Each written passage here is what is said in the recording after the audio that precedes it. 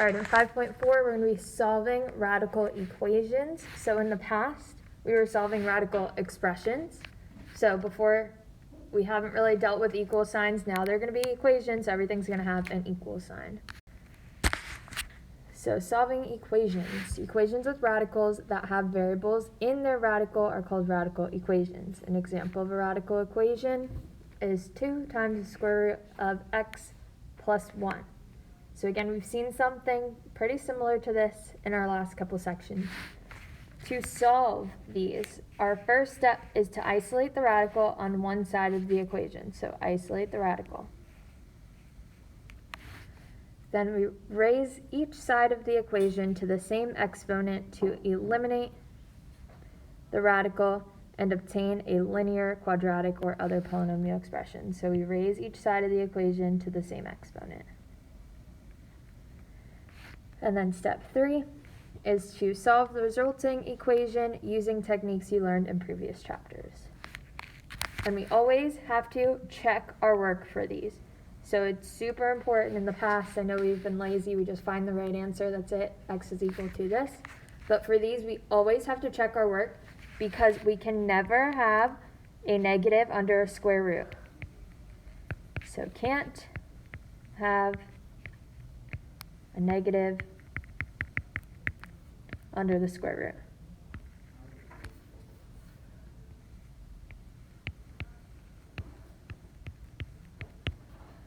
Can we have a negative under a cubed root?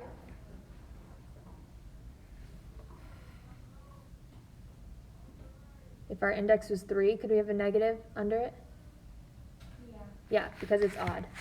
So we just can't have a negative under an even root. All right, so let's look at A. So step 1, what do we need to do? Isolate the radical. So how do we get this square root of x plus 1 all by itself? What do we need to do? If 2 is being multiplied to it, how do we get rid of that 2? Divide. So we just do the opposite. So we're going to divide both sides by 2. So we have the square root of x plus 1 is equal to 2.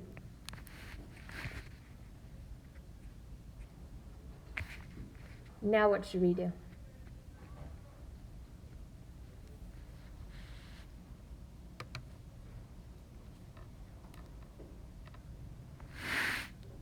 Awesome, we do the opposite of square root, which is square both sides. So square root and squared cancel. So we have x plus 1, and then that's equal to 2 squared, so it's 2 squared. 4. That's 4. Perfect. Subtract 1. Subtract 1. So x is equal to? 3. 3. You plug it back in, right? Plug it back in. So we have 2 times the square root of 3 plus 1 is equal to 4. 2 times the square root, 3 plus 1 is 4. What's the square root of 4? 2. So 2 times 2, that gives us 4 is equal to 4. So we're good. Really, our goal when we plug it back in is just to make sure that what's under here is not negative.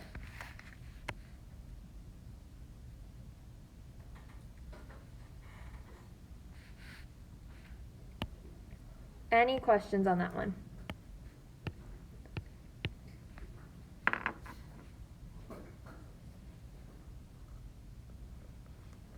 All right, let's look at B. So what's the first thing we should do here?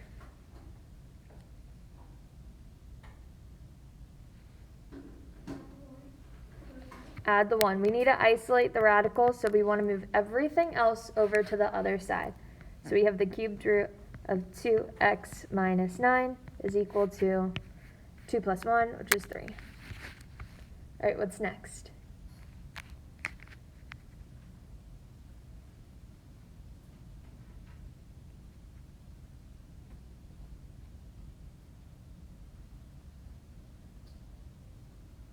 You cube both sides? We cube both sides. So we have to do whatever will get rid of this cubed root. So we cube both sides so it'll cancel. So on the left, we're just left with 2x minus 9. On the right, we have 3 cubed. 9. So it's 3 times 3 times 3.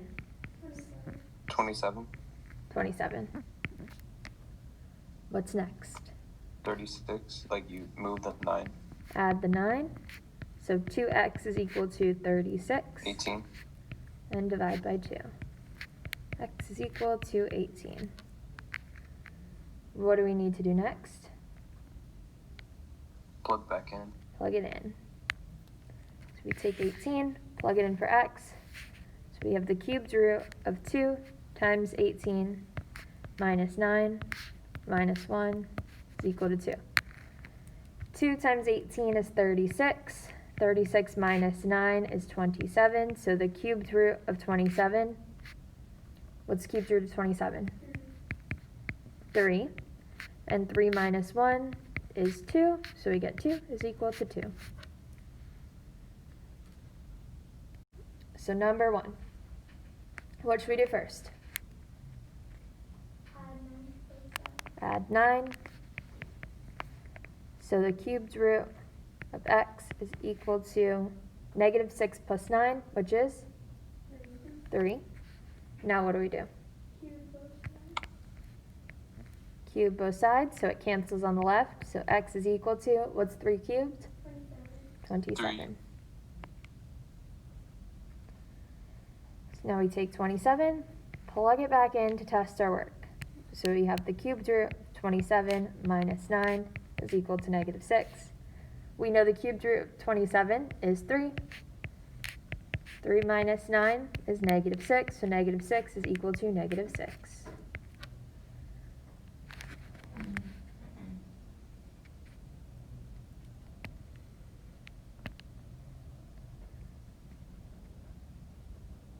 Any questions on that one?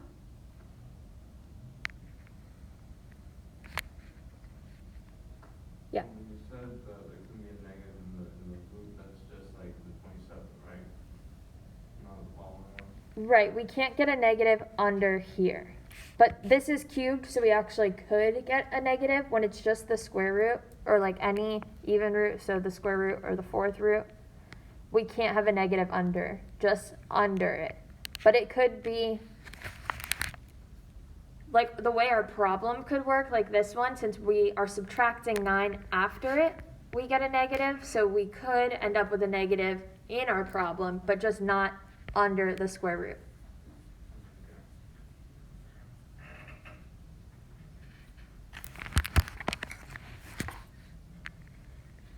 All right, number 2. What should we do first? Square both sides. So the square root and squared cancel, so x plus 25 is equal to, what is 2 squared? 4. What do we do next? Subtract the 25. So what is 4 minus 25? Negative 21. So now we need to take this, plug it back in for x. So we have the square root, negative 21 plus 25 is equal to 2. So here we plugged in a negative number for x, but when we add 25, that's going to give us a positive number, so we're in the clear. We're good. So what's negative 21 plus 25? 4. And what's the square root of 4? 2. So 2 is equal to 2.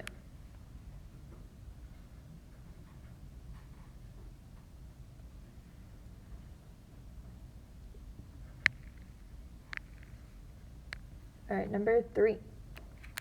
What do we do first?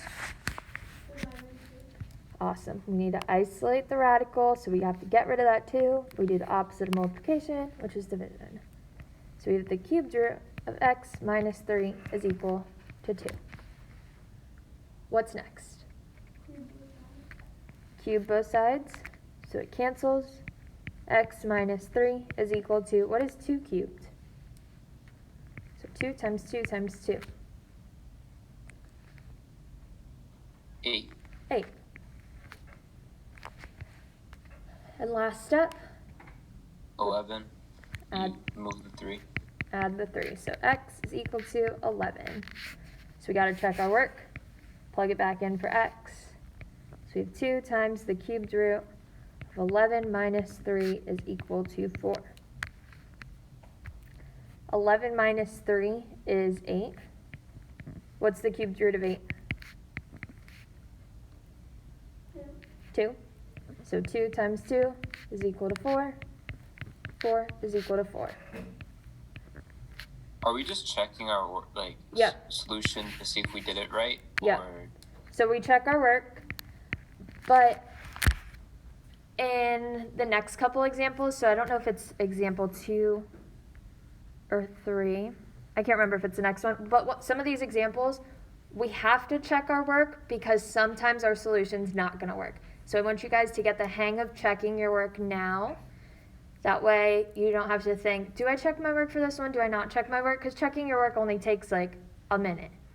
It's not bad. Yeah, okay. So I just want you guys to get the hang of checking your work. That way you do it for all of these. All right, ready for the next one?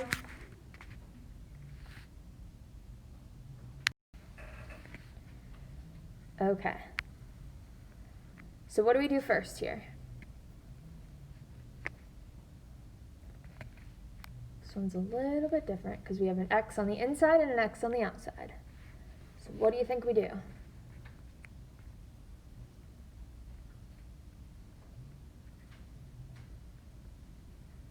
Is our radical already isolated? Is it by itself? So what did we do in the last ones where our radical is by itself? Square both sides. So when we square the left side, we have to make sure that we square the whole thing. And then we square the right side, so this cancels. So on the left side, we have x plus 1 squared. How do we square x plus 1?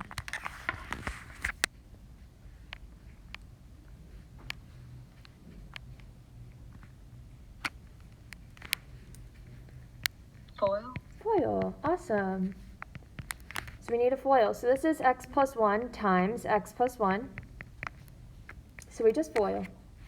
Multiply the first terms, multiply the outsides, multiply the insides, and multiply the last ones. We can simplify this side a little bit more. So we have 2x squared plus 2x plus 1. So we had to FOIL.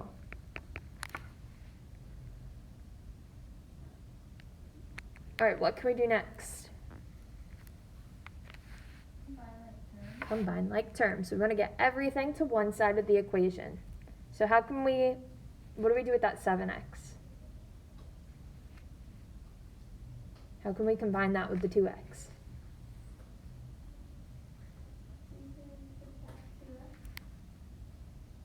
I'm going to move the 7x to the other side, so I want to subtract the 7x. So I have a negative 5x, and then I'm going to do the same with 15, subtract 15. So then negative 14. So I just wanted to get everything on the same side that I had x squared, because I want to keep that x squared positive. I don't care if everything else is negative.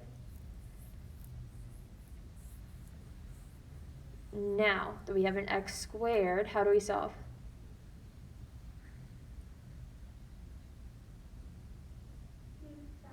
Factor. Do we have two factors of negative 14 that adds negative 5?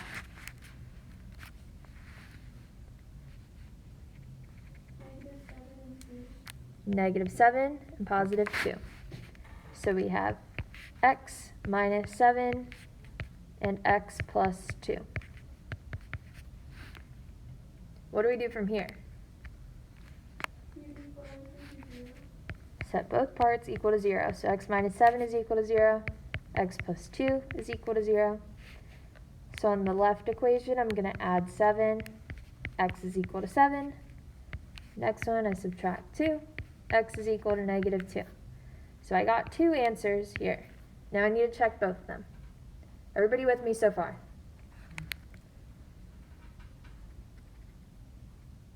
Any questions? All right, let's check 7 first. So we have to take our 7, plug it into all of our x's, so we have 7 plus 1 is equal to the square root of 7 times 7 plus 15. What is 7 times 7? 49. So 49 plus 15. What's 49 plus 15?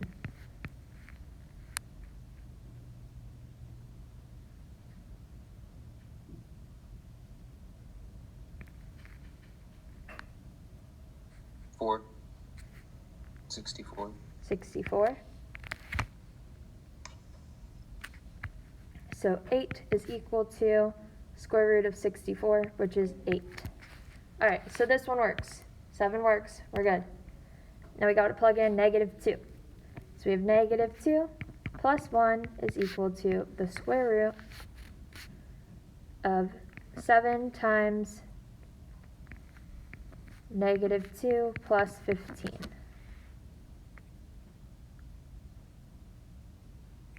So on the left side, what's negative 2 plus 1? Negative 1. Now, when we're solving equations with square roots, when we take the square root of something, in the past, if we take the square root of positive and our index was even, we would get plus or minus. But here, it's just positives. So we can never get this square root of 7 times negative 2 plus 15, whatever this is, we can't get it to be a negative. So since we can't get it to be a negative, negative 2 does not work. Because we got a negative 1 over here, so we would need our square root to equal a negative 1. But when we take the square root, let's work out the inside first. So we have, what's 7 times negative 2? Negative 14. And what's negative 14 plus 15? 1.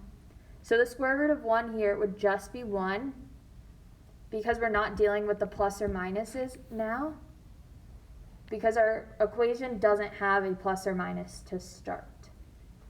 So it would just be 1. So is 1 equal to negative 1? No. No. So negative 2 does not work. So our only answer is 7. So that's why we need to plug it in and check.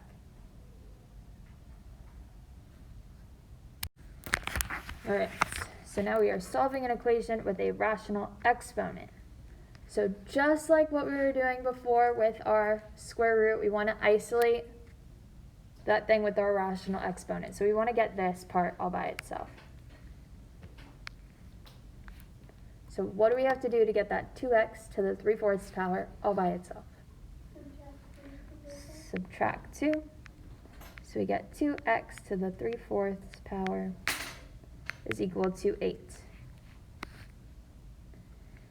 Now before, we had like the cubed root, and to get rid of the cubed root, we would cube it. So just think the cubed root of something is like the 1/3 power, so we would multiply it by its reciprocal, which is 3. So that's what we need to do here. We raise it to the exponent, that's the reciprocal. So we're raising both sides to the 4/3 power. So whenever we have a fraction here, we raise it to its reciprocal. So we flip it. And what we do on one side, we have to do to the other. So we're raising both sides to the 4/3 power. Just like before, it cancels out. So we have 2x. And then we need to figure out what 8 to the 4/3 power is. So what do we do with that 8 to the 4/3 power? How do we solve that?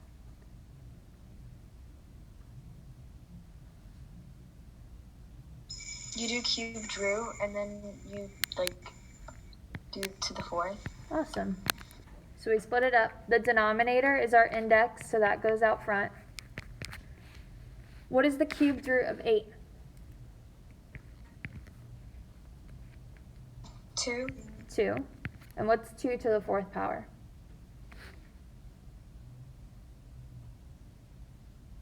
16. 16. Because this is 2 times 2 times 2 times 2, which is 4 times 4, which is 16. Now how do we solve for x?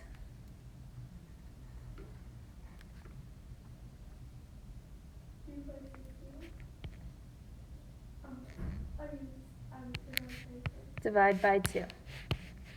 So then we get x is equal to what? 8. X is equal to 8. We would plug it back in, but just for the sake of time, because I want to get through all the examples today, I'm not going to check this one, but it's a solution. It works. All right, example 6. Solving an equation with a rational exponent. What do we do?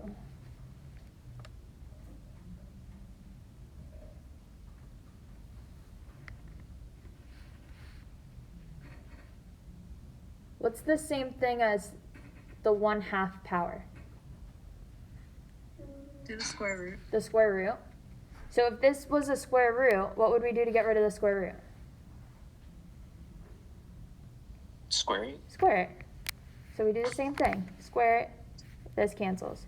So we have x plus 30 is equal to x squared.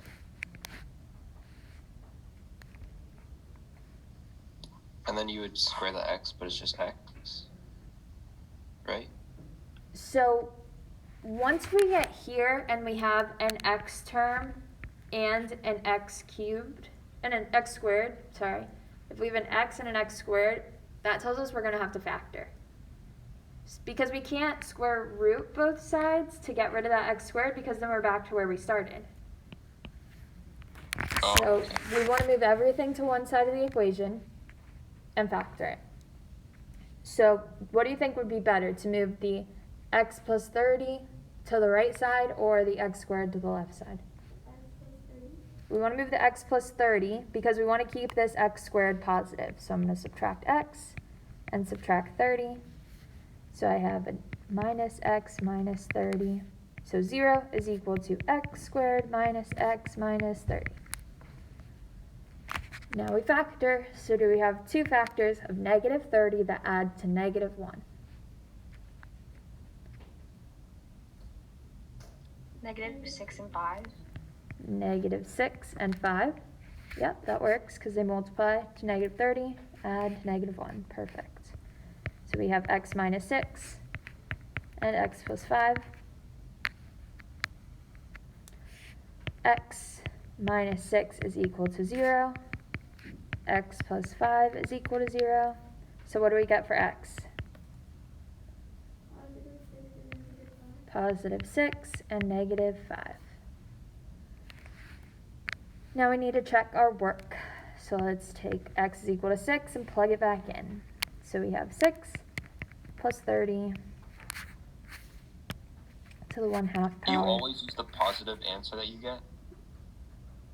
We're going to plug them both in. Oh, okay. So it's not always going to be the positive one or the negative one that doesn't work. So it just depends on what the equation is, but you have to try them both. Test them both. Okay. So 36 to the 1/2 power is equal to 6. What's 36 to the 1/2 power? 6. 6 is equal to 6. It works. Now let's plug in negative 5. So negative 5 plus 30 to the 1/2 power is equal to negative 5. If we take the square root of something, can we get a negative answer? Nope. So does negative 5 work? Because this would give us 25 to the 1/2 power.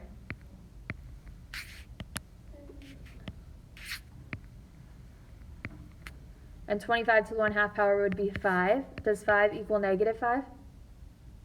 No. Nope. So x is equal to negative 5 is not an answer. So it's just 6. So our only answer here is 6. If you put 6 and negative 5 on a test, you'd get it wrong. because we only have one answer here that works.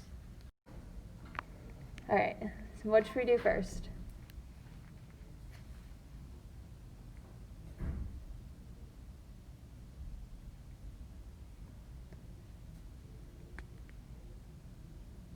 What's the reciprocal of 1 over 3? 3. So we have to cube both sides. So this cancels. So we have 3x is equal to negative 3 cubed. What is negative 3 times negative 3 times negative 3? Negative 27. What do we do next? Divide by 3. So x is equal to?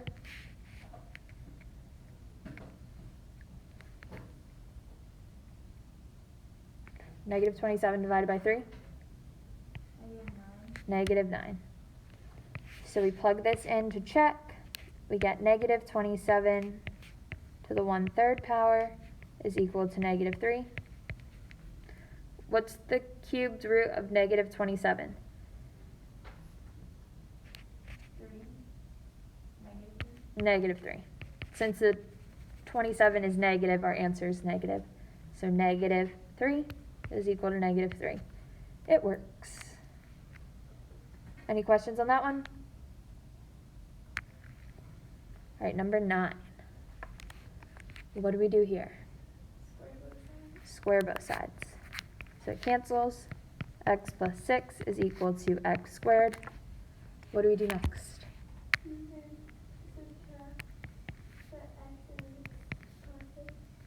So subtract the x and subtract the 6. So 0 is equal to x squared minus x minus 6. We have to factor. So do we have two factors of negative 6 that add to negative 1? Negative 3 and positive 2. Perfect. So x minus 3 and x plus 2. So x minus 3 is equal to 0. X plus 2 is equal to 0. What do you get for x? X is equal to 3 and x is equal to negative 2. We need to plug them both in to test our work. So let's plug in 3. So 3 plus 6 to the 1/2 power is equal to 3. 3 plus 6 is 9, so 9 to the 1/2 power. What's 9 to the 1/2 power? 3. So 3 is equal to 3. It works. Let's plug in negative 2. Let's plug in negative 2 for x and x. Negative 2 plus 6 to the 1/2 power is equal to negative 2.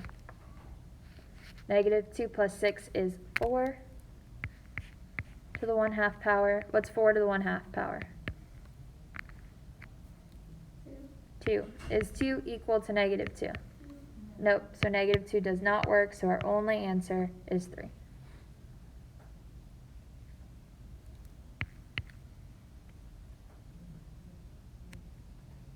All right, last one, yay.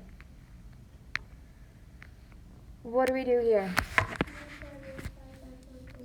Awesome. Multiply, well, not multiply, but we raise both sides to the 4/3 power. So that cancels. So we have x plus 2 is equal to 8 to the 4/3 power. What is 8 to the 4/3 power? How do we do that?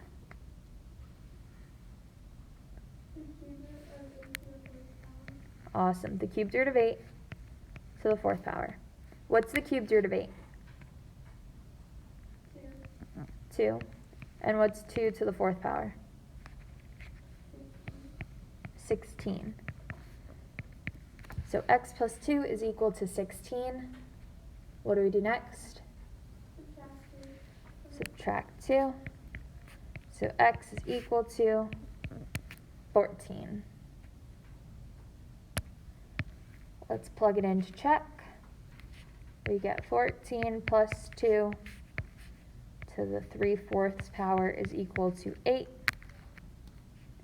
This would be 16 to the 3/4 power is equal to 8. How do we do 16 to the 3/4 power?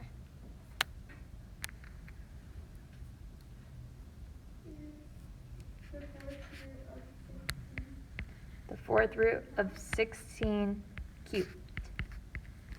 So what's the fourth root of 16?